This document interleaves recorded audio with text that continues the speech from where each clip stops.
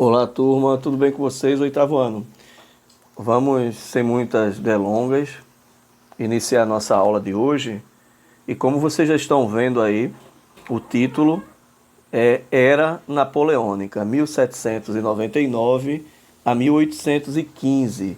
Aí está 1799, mas eu quero voltar um pouco e lembrar vocês que sem o conhecimento sobre as ideias iluministas, sobre a Revolução Francesa e a independência dos Estados Unidos, não entenderemos muito bem o que foi essa era napoleônica, certo? Lembra que o que eu mais falei para a turma foi não deixem de estudar, de lembrar aí das ideias iluministas, ok? Então, esse capítulo que nós vamos estudar a partir de hoje é o capítulo 4, que tem como título Napoleão e o Congresso de Viena, certo? Lembrando aí que Napoleão Bonaparte, ele está fundamentado aí nas ideias iluministas, mas a gente vai entender mais à frente o que de fato vai acontecer. Então, na linha do tempo de vocês, vocês vão observar que tem a primeira parte, isso é na página 69 de vocês,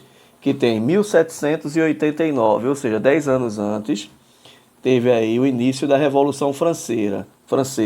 Em 1799 é onde se inicia a Era Napoleônica com o golpe do 18 Brumário.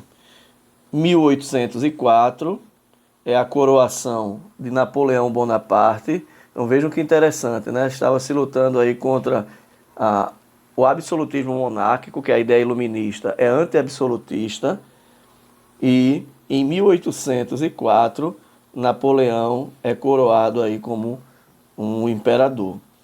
1805 temos aí, aliás, 1806 temos aí o bloqueio continental. 1807 a invasão da Espanha. 1808 a chegada da família real portuguesa ao Brasil. E o que é que isso tem a ver com Napoleão Bonaparte?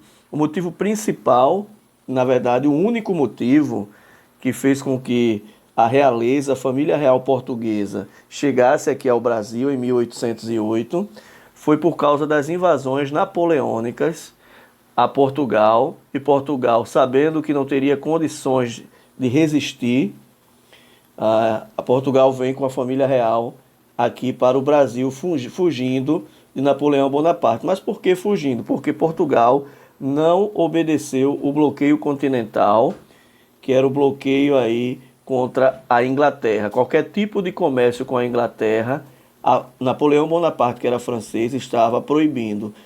E quem desobedecesse enfrentaria o exército napoleônico. Portugal desobedeceu, a gente vai entender mais isso quando entrarmos na parte do Brasil Império. E essa desobediência de Portugal fez com que Napoleão invadisse a Lisboa, certo? E aí a solução que se viu, Dom João, sabendo do que poderia acontecer, ele resolve vir para o Brasil, certo? Então isso aí acontece em 1808. Em 1812 foi a campanha napoleônica na Rússia.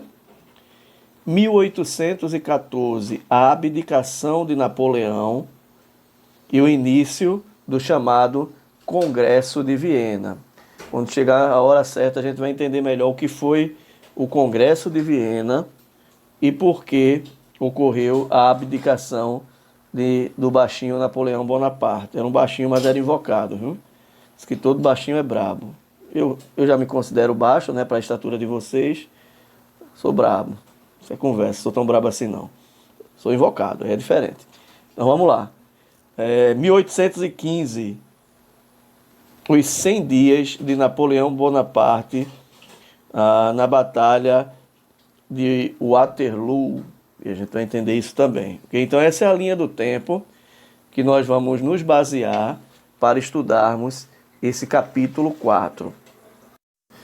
E nesse capítulo, então, nós vamos estudar o contexto que levou à ascensão de Napoleão Bonaparte, ou seja, o que contextualizou a ascensão dele ao poder na França.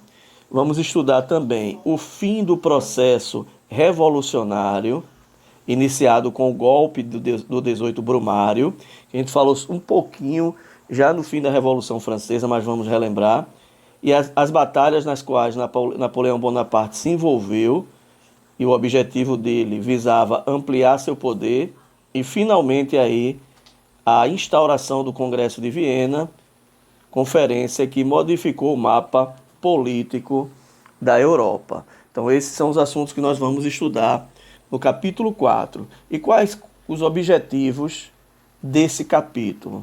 Primeiro, nós vamos conhecer as principais características do governo de Napoleão Bonaparte. Esse é o primeiro objetivo.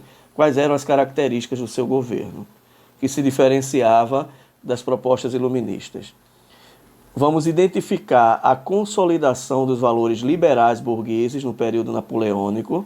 Então, esses valores burgueses liberais é aquela mesma ideia aí de Adam Smith, certo? Dos fisiocratas, que é a ideia de liberdade econômica diante de um poder descentralizado.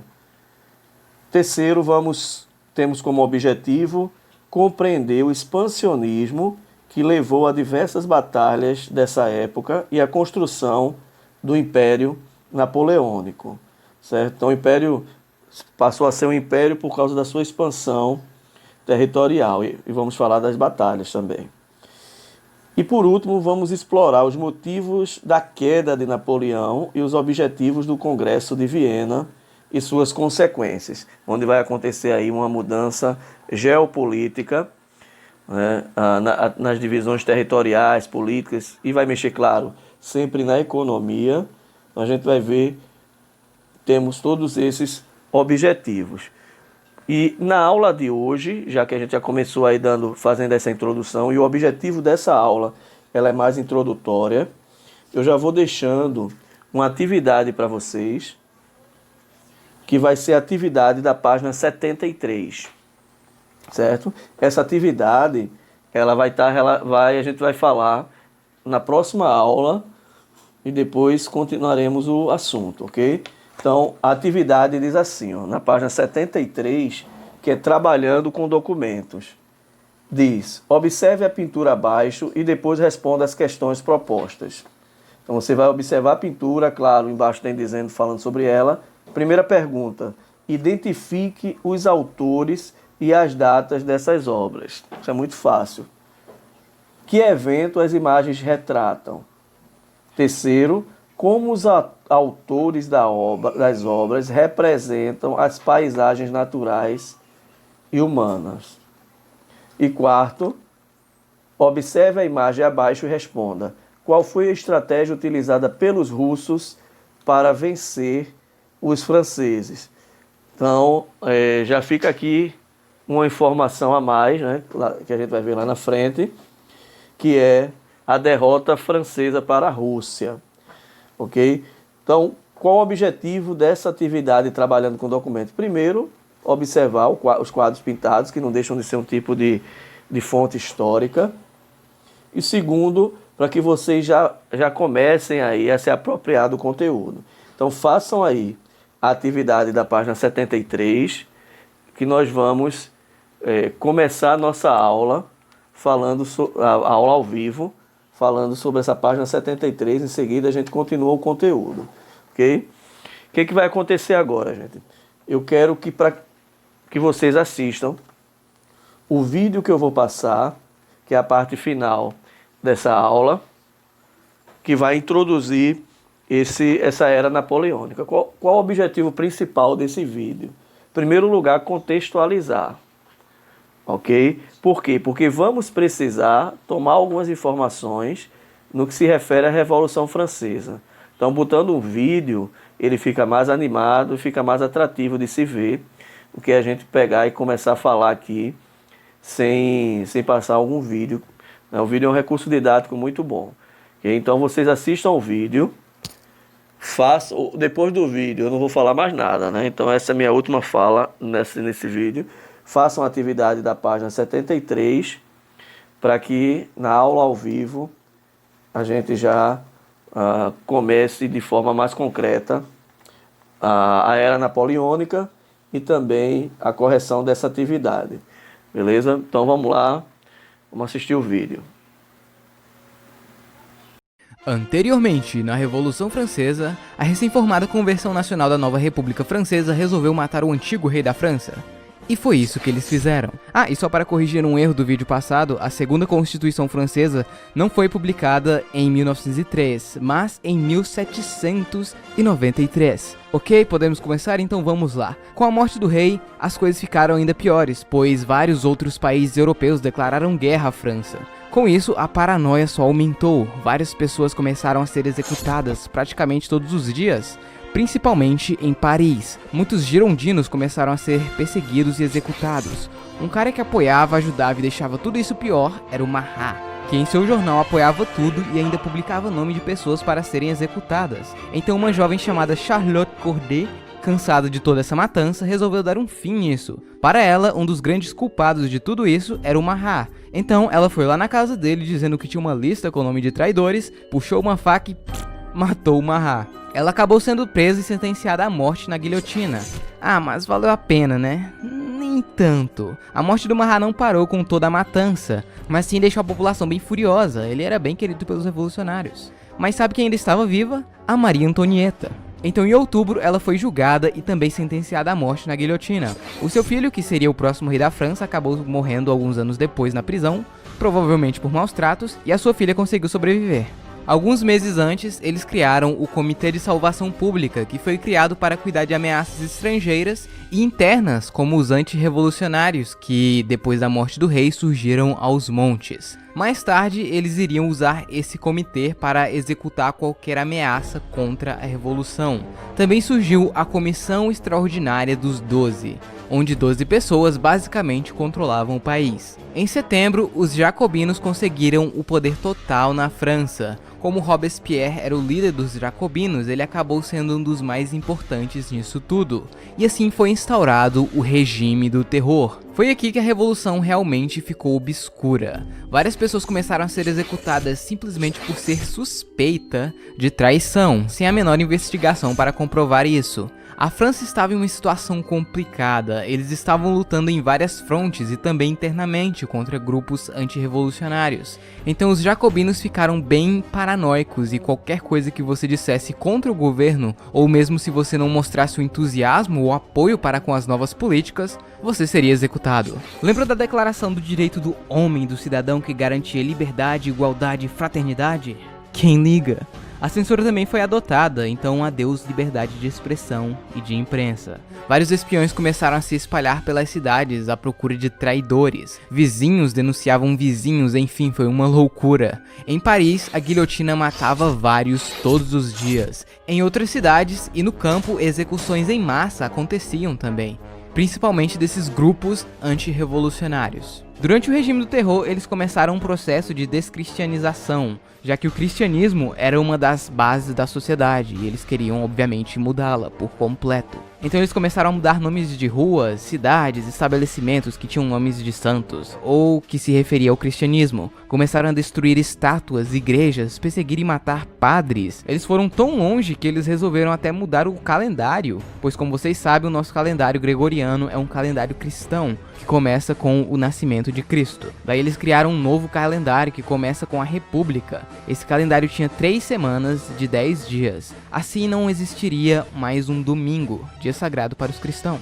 Além disso, o Marat, aquele jornalista doido, estava virando praticamente um santo. Sim, eles queriam criar uma nova religião baseada na razão. Mas isso era para os mais radicais, longe de ser a maioria da população. Inclusive, algumas pessoas mais religiosas formaram grupos para lutar contra os revolucionários exatamente por este motivo. Bom, nas guerras revolucionárias, um novo general estava se saindo muito bem, e a França estava conseguindo manter posição e até atacar os inimigos. E no mais, o regime do terror, apesar de todas as atrocidades, estava funcionando.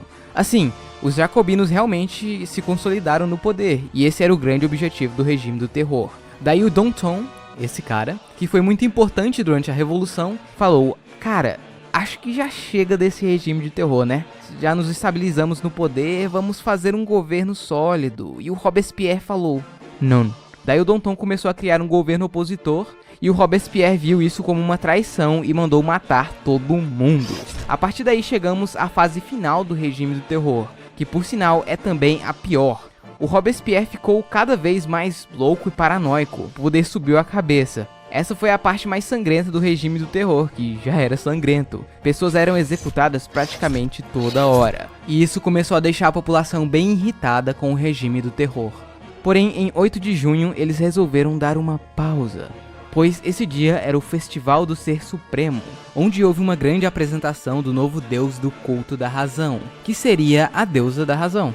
E o Robespierre fez um grande espetáculo onde ele aparecia no topo de uma montanha, se achando o escolhido. Só que isso não pegou muito bem e foi ali que muitas pessoas tiveram a certeza que ele estava completamente louco.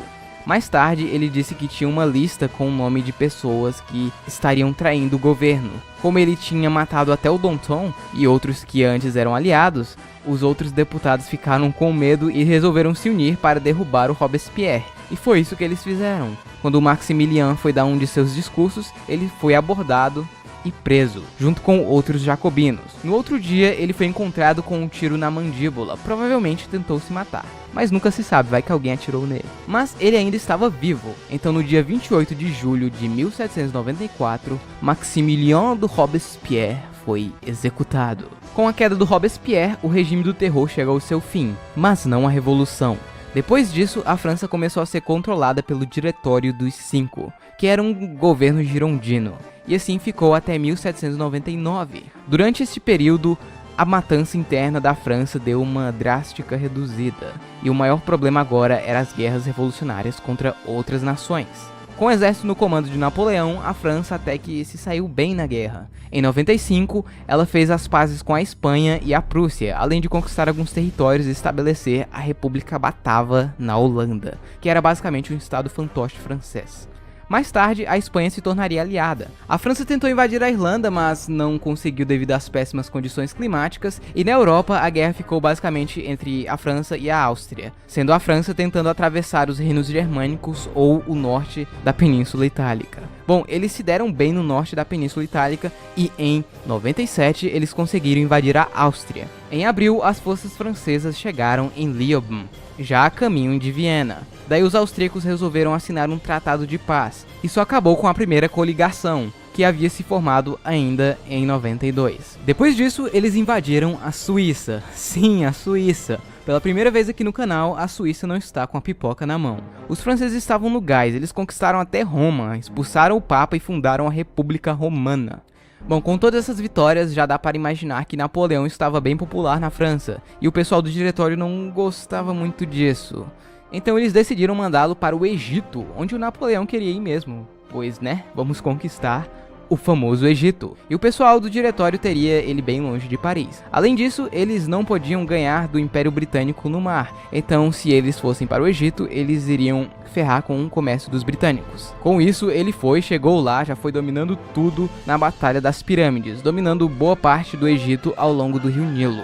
Porém, os britânicos destruíram os navios dos franceses, deixando eles presos no Egito. E, obviamente, com a invasão do Egito, o Império Otomano entrou na guerra também, já que ele dominava o Egito nesta época. No final de dezembro, a Áustria e a Rússia viram que tudo estava saindo do controle e, depois de um acordo com os britânicos, eles resolveram declarar guerra à França, iniciando assim a Segunda Coligação. Em 1799, Napoleão consegue finalmente sair do Egito e volta para Paris. Em 9 de novembro, ele dá um golpe de estado e toma o poder na França, dissolvendo o diretório e estabelecendo o consulado, assim como uma nova constituição. E assim começa a Era Napoleônica. Para muitos, a Revolução Francesa acaba aqui.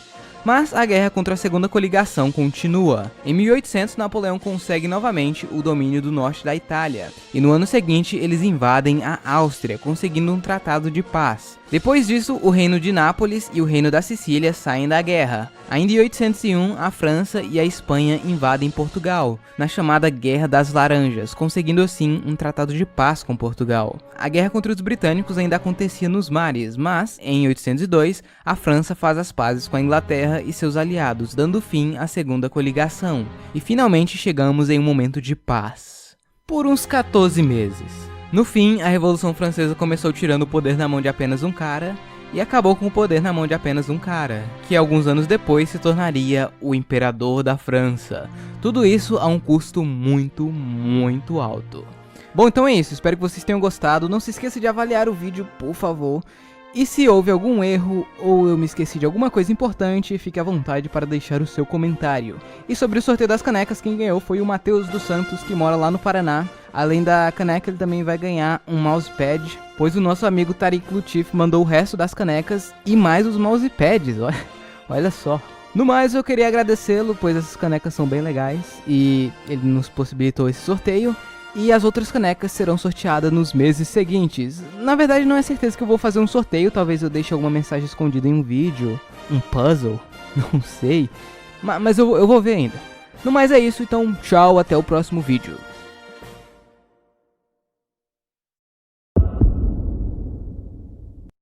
As Guerras Napoleônicas. Antes de começarmos, é importante que vocês tenham assistido os vídeos da Revolução Francesa, pois as consequências da Revolução levaram às Guerras Napoleônicas e à ascensão de Napoleão ao poder. E na parte 2 da Revolução Francesa, eu falei sobre as guerras de primeira e segunda coligação, então assiste lá. Mas, para refrescar a memória de vocês que já assistiram, durante a Revolução, o rei da França foi executado, e isso fez outras nações europeias declararem guerra contra a França, pois eles estavam com medo da Revolução se espalhar para seus países. Então, depois da morte do rei, eles se juntaram e formaram a primeira coligação contra a França, que foi até 1797, quando os franceses invadiram a Áustria, conseguindo um tratado de paz. No ano seguinte, a Áustria, Prússia e Rússia entram na guerra novamente, iniciando a Guerra da Segunda Coligação. Em 1799, Napoleão dá um golpe de estado e assume o controle da França. Em 1801, a França invade a Áustria novamente, conseguindo outro tratado de paz. Em 1802, eles finalmente fazem as pazes com a Inglaterra, tendo um momento de paz desde o início da Revolução. E aí, o vídeo acabou. Bom, continuando, o tratado de paz feito entre os franceses e os britânicos tinha algumas condições. Por parte dos britânicos, eles tinham que sair do Egito, desocupar Malta e devolver a colônia do Cabo para a Holanda. Porém, eles não foram tão rápidos com isso, pois eles achavam que a França não iria parar. Mas, mesmo assim, eles tiraram as tropas britânicas da colônia do Cabo. Vocês se lembram que a França tinha invadido a Suíça e criado um estado fantoche lá? Pois bem, em 1802, os suíços se revoltam contra esse governo e Napoleão manda tropas francesas para ocupar a Suíça. Isso causou uma tensão diplomática, pois para os britânicos os franceses não deveriam mexer na política de outros países assim. Então os britânicos mandaram suas tropas de volta para a colônia do Cabo e resolveram não sair de Malta tão fácil assim, pois eles tinham medo que Napoleão tentasse conquistar o Egito de novo e usar Malta para isso. Bom, Napoleão sabia que essa paz com o Reino Unido não duraria muito tempo, então ele resolveu agir, como mandar uma frota para o Haiti para tentar parar a revolução que estava acontecendo lá e também vender a Louisiana para os Estados Unidos, pois ele sabia que se uma guerra acontecesse, os britânicos iriam ocupar aquela colônia e não teria nada que eles pudessem fazer. Napoleão estava tentando ao máximo fazer um acordo com os britânicos, pois ele ainda não estava preparado para a guerra. Mas não adiantou. Os britânicos estavam irritados com a influência da França sobre a Holanda e a Suíça. Então, em maio de 1803, eles declaram guerra à França, iniciando assim as Guerras Napoleônicas. A primeira ação dos britânicos foi fazer um bloqueio marítimo e tentar negociar a entrada de outros países na guerra. A França ocupou Hanover, que era meio que parte do Reino Unido. Assim, o rei do Reino Unido era também rei de Hanover, então por isso eles eram conectados. Fora isso, a guerra ficou meio quieta. Em 2 de dezembro de 1804, Napoleão coloca uma coroa na cabeça e se declara o imperador da França, dando início ao primeiro Império Francês. No entanto, as outras monarquias não reconheceram isso, por enquanto. Ainda em dezembro, a Espanha declara guerra ao Reino Unido, se aliando mais uma vez com a França. Bom, Napoleão queria invadir o Reino Unido, então ele colocou vários soldados aqui na cidade de Bolonha, só para mostrar o seu poder. Porém, ele não conseguiria fazer isso tão facilmente, pois a Marinha Real Britânica era muito forte. Então ele teria que destruí-la ou pelo menos distraí-la para atravessar o canal e invadir a ilha da Grã-Bretanha. E ele até que tentou. Em 1805, a Áustria, Rússia, Sicília, Nápoles e Suécia declaram guerra à França, formando a Terceira Coligação. O motivo eram os mesmos. Napoleão estava alterando o poder de toda a Europa. Por exemplo, em março ele se declarou rei da Itália, e os austríacos não gostaram nada disso. No caso da Rússia, ela não gostava da influência sobre a Suíça e sobre a Holanda. O primeiro passo da Áustria foi invadir a Baviera, que estava aliada com a França. A França começou a invadir os estados germânicos por aqui e também por aqui, usando os soldados que estavam ocupados em Hannover. Em outubro, eles chegaram na Baviera e venceram os austríacos na Batalha de Ulm, onde o principal exército austríaco se rendeu.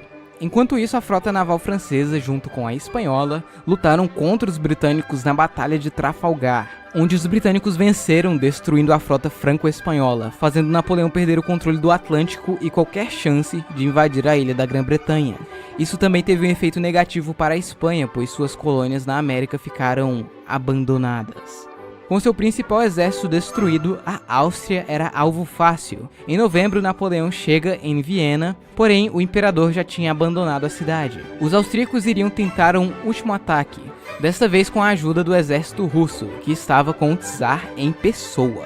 Essa batalha seria bem difícil para Napoleão, pois seu exército estava em menor número. Foi assim que em dezembro aconteceu a famosa Batalha de Austerlitz. A estratégia de Napoleão era enganar o inimigo, passando a imagem de um exército fraco e pequeno, e surpreendê-los no meio da batalha com o resto do exército. E bom, isso funcionou, e forçou a Áustria a fazer um tratado de paz. De novo. A França também invade o reino de Nápoles, e faz o irmão de Napoleão, José Bonaparte, o rei de Nápoles. Na verdade, como Napoleão não era de uma família real, ele precisava de apoio para fazer sua casa ser importante. Então ele começou a colocar parentes em vários lugares. Luís Bonaparte, seu outro irmão, virou rei da Holanda. Seu outro irmão, Jerônimo Bonaparte, seria o rei de Westfália. Sua irmã Caroline Bonaparte seria rainha consorte de Nápoles. Sua outra irmã, Paulina, seria princesa da França, duquesa de Guastalla e princesa consorte de Sulmona e Rossano. Sua outra irmã, Elisa Bonaparte, seria princesa de Lucca e Piombino e grã-duquesa da Toscana. Ufa! Com a derrota da Áustria, a França ficou com muita influência aqui nos estados germânicos. Com isso, o Sacro Império Romano Germânico, que tinha quase 1000 anos, foi desfeito. No seu lugar, Napoleão criou a Confederação do Reno, para facilitar o controle da região. Isso marcou o fim da Terceira Coligação e a consolidação do poder da França na Europa. Mas sabe quem não gostou nada disso? A Prússia, pois ela fazia parte do Sacro Império Romano e tinha muito controle na região. Então eles, junto com a Saxônia, declaram guerra à França, iniciando assim a Quarta Coligação. O exército prussiano tinha apoio da Rússia, porém o exército russo estava muito longe para ajudar. Então em menos de um mês, La Grande Armée facilmente invadiu e conquistou boa parte do território prussiano, inclusive a cidade de Berlim, capital da Prússia. Porém, os prussianos moveram sua capital para Königsberg. Enquanto isso, a Guerra Russo-Turca ou Russo-Otomana de 1806 se inicia. A Rússia começa a invadir os estados vassalos do Império Otomano, dominando Moldávia e Valáquia. Voltando à Prússia, a França já tinha conquistado boa parte de seu território, e em fevereiro, já com a ajuda dos russos, acontece a Batalha de Eylau, onde a França vence, porém a batalha custou muito caro para os dois lados, então eles dão um tempo para recuperar seus exércitos. Em março, eles começam um cerco à cidade de Danzig, que acaba em maio, e em junho acontece a famosa Batalha de Friedland. Napoleão resolveu atacar os reforços do exército russo aqui em Friedlândia, antes que eles pudessem chegar em Königsberg e se juntar aos prussianos. E bom, funcionou! Essa batalha era a última chance da Prússia parar a França, porém com a derrota, a Prússia e a Rússia fazem um tratado de paz. No caso da Prússia, ela perdeu grande parte de seu território, e um estado para os poloneses foi criado aqui, já que eles ajudaram muito. Já com a Rússia, o tratado era o seguinte: a Rússia não iria perder nenhum território, mas eles deveriam aderir ao bloqueio continental e não fazer negócios com os britânicos, além de atacar a Suécia e se aliar à França. E os russos falaram Ladna. Na verdade, Napoleão e Alexander até que ficaram amigos, mais ou menos. Agora, o único inimigo da França na parte principal da Europa era o território da Pomerânia Sueca, que pertence à Suécia, obviamente. Pertencia.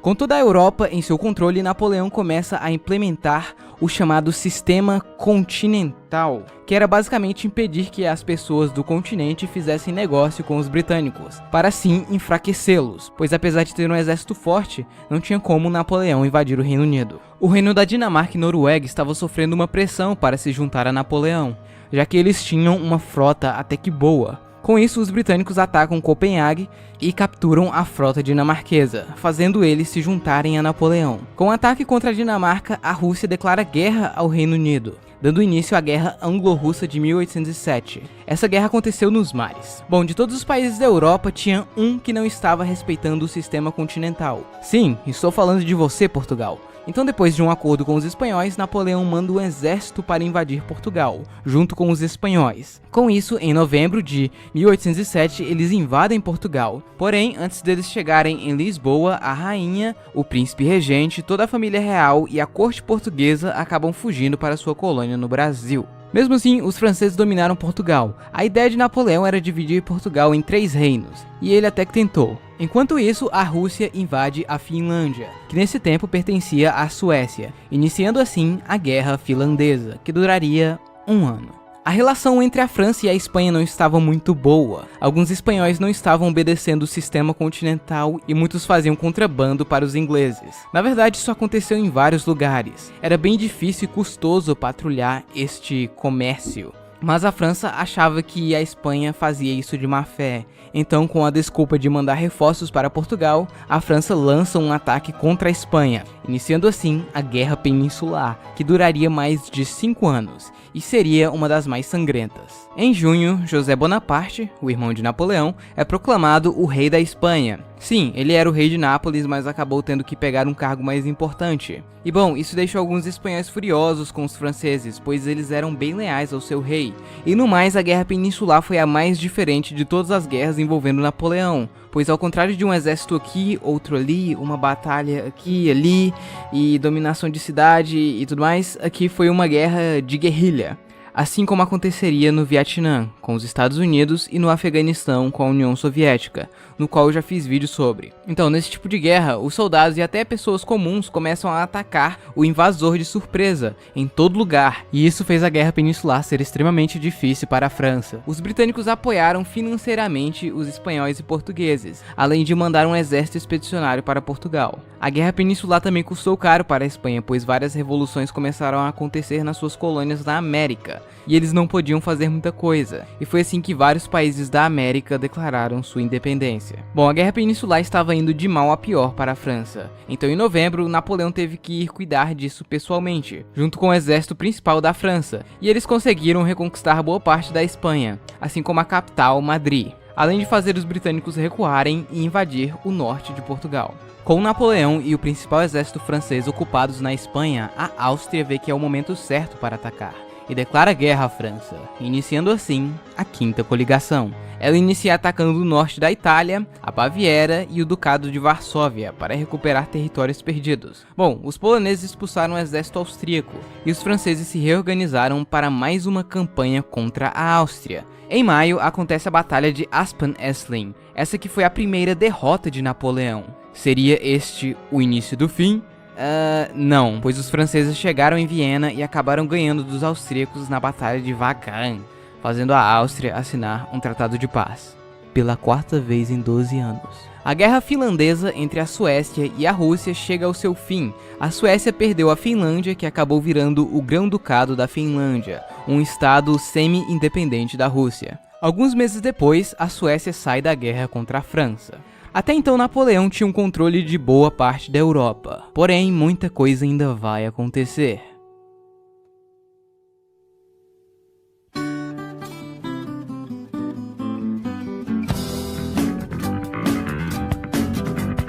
Bom pessoal, então é isso, espero que vocês tenham gostado. Só queria dizer que a parte 2 vai sair mais rápido que a invasão à Prússia, talvez, e dependendo de quando você está assistindo este vídeo, ela provavelmente já saiu.